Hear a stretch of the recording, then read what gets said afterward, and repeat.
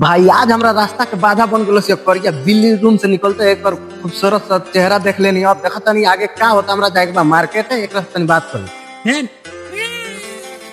एकरा से बात कइला के बाद फटाक देना गाड़ी आइलो, गाड़ी में बैठ के हमनी के मस्ती करत पहुंच गनी जा नखिल नखिल हमनी के मार्केट जहां करे बा। ओकरा बाद से एहू जतन में व्यू लेनी है जा इस समुंदर के कचरा पानी है, समुंदर कोनो ना आते जो पानी इकट्ठा होला वही में फैशन गिरी हो गइल बेटा। हई देख तो फिर एगो और बिल्ली भेट गेलस, दू गो बिल्ली भेटा गेलस, बहुत प्यारा बिल्ली रहलस। एकरा से बहुत माने हंसी मजाक कनी है, एकरा साथ ब्लॉग भी शूट कर लेनी है कनी। आज हमरा यात्रा में ये लिखल बारी से ओकरा बाद से कह के जाते यहाँ ओठतिया आ कुछ रहल ना भाई, हमरा लगे कि एकरा के हम बेचारी के खियाई भूखाई रहलस या चिल्लात रहलस तो एकरा के हम कनी नोट लेबे, नोटो की योजना ताकत रहलस फिर कनी ले खा ले पैसा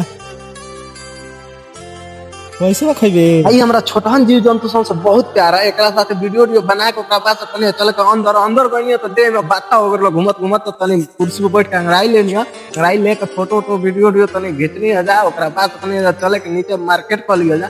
भाई नीचवा गनी तो भाई भेटा गेलो कत हमार फोटो तनी घिच देलो तो गुलशन भाई के कैमरा पकड़ा देलो, मोबाइल फोटो खिंचवा लो, ओकरा बाद से खिंचवा के गनी है जा अंदर एंट्री भइल धमाकेदार तरीका से मार्केट के अंदर। ओकरा बाद से जाते कोई भिखारी वाला टोली पकड़ नहीं है अपने मार्केट कर लेबे का। और आगे के वीडियो हम दिखाएम तो अगले ब्लॉग को, तब तक हमके फॉलो कर लो, वीडियो के शेयर कर लो।